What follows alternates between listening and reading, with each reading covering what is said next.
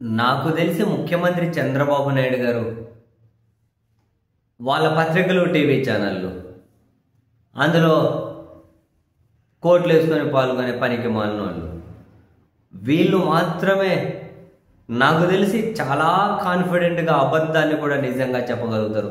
ఇది ఒక విద్య, ఎక్కడ పాఠాల రూపంలో బోధిస్తారో తెలియదు. వాళ్ళకి సంబంధించి జర్నలిజం స్కూళ్ళు, జర్నలిజం కాలేజీలు అంటూ ఉంటారు. వాళ్ళకి సంబంధించి మరి అందులో ఏమైనా నేర్పించగలుగుతారేమో ఈ విద్యను, నాకైతే అర్థం కాదు. కానీ ఎంత కాన్ఫిడెంట్ అంటే, ఇప్పుడు అమరావతి ప్రస్తావన వచ్చిన ప్రతిసారి చంద్రబాబు నాయుడు గారు ఏమనే వాళ్ళు, సెల్ఫ్ ఫైనాన్స్ ప్రాజెక్ట్, ఎవరేమి వేయక్కర్లే, అక్కడే భూములే అక్కడ డబ్బులు జనరేట్ చేస్తాయి, సెల్ఫ్ ఫైనాన్స్ ప్రాజెక్ట్ అనేవాళ్ళు.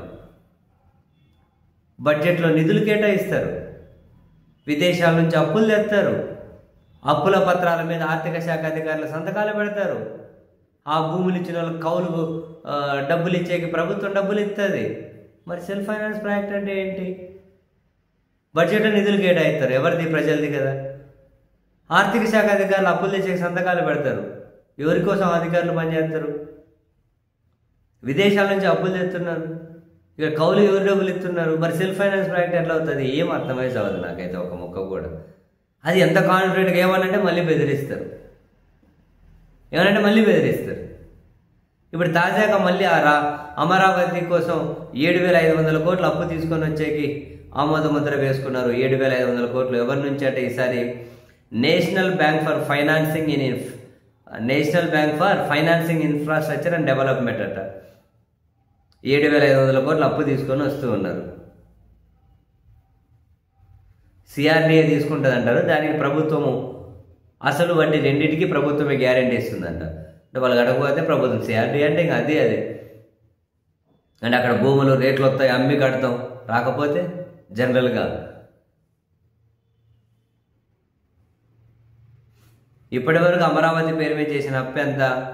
వాళ్ళు 1,00,000 కోట్లు టార్గెట్ పెట్టుకున్నారు మొదటి విడతకే. ఇప్పుడు మళ్ళీ 20,000 ఎకరాలు సేకరిస్తున్నారు అంటున్నారు కదా, దానికి ఎన్ని వేల కోట్లు, ఈ అంచనాలు ఎంతకు పెరుగుతుందో తెలియదు, ఎన్ని లక్షల కోట్లకు పోయి చేరుతుందో.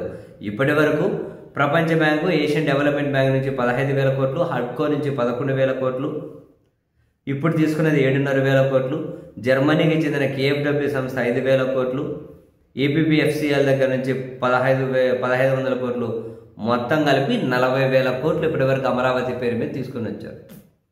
ఎంతవరకు రూపురేఖలు వచ్చాయి, అక్కడ ఎంత ఖర్చు పెడుతూ ఉన్నారు, ఏం చేస్తున్నారు తెలియదు.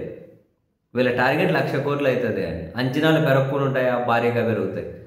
మరి ఇప్పుడు సేకరించాలనుకుని 20,000 ఎకరాలకి ఏం చేస్తారు? ఎక్కడి నుంచి తెస్తారు?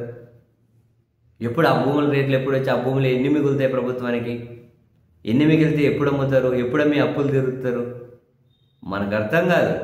అడిగినా చెప్పరు, ఏందో వీళ్ళు ఇంటి వ్యవహారాలు అయిపోయినాయి. అడిగినా చెప్పరు. సెల్ఫ్ ఫైనాన్స్ ప్రాజెక్ట్ అన్నారు కదా, మరి బడ్జెట్లో నిధులు ఎందుకు కేటాయిస్తున్నారంటే ఎవరు చెబుతారు? సెల్ఫ్ ఫైనాన్స్ ప్రాజెక్ట్ అన్నారు కదా, మరి ఇంత వేల కోట్లు విదేశాల నుంచి అప్పులు ఎందుకు తెస్తున్నారంటే ఎవరు చెబుతారు? ఎదురుదాడి చేస్తారు, ఇంకేవేవో తిడతారు, బెదిరిస్తారు. వ్యవస్థలు ఉన్నాయి కాబట్టి అవసరమైతే కేసులు పెడతారు. ఏందో మరి అసలు మనకు అసలు ముక్క అర్థం కాదు ఇలా వ్యవహారం. కానీ